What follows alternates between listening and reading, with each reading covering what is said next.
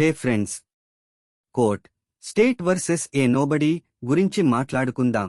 ఇది నిజంగానే ఆలోచింపజేసే తెలుగు న్యాయ నాటకం. సినిమా ఒక ఆసక్తికరమైన న్యాయ పోరాటాన్ని చూపిస్తుంది.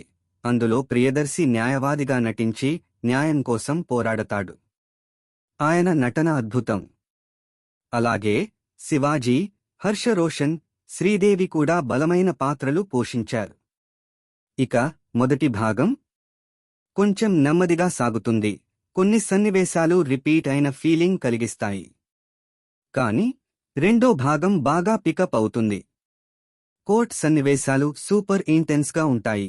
మరీ ముఖ్యంగా న్యాయ వ్యవస్థలోని లోపాలను హైలైట్ చేసే విధానం చాలా బాగుంది.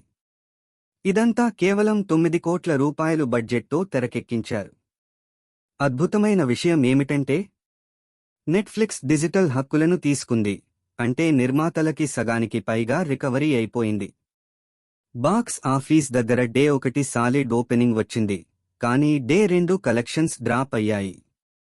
అయినప్పటికీ ఆలోచింపజేసే కథలు మీకు నచ్చితే ఈ సినిమా తప్పకుండా చూడండి.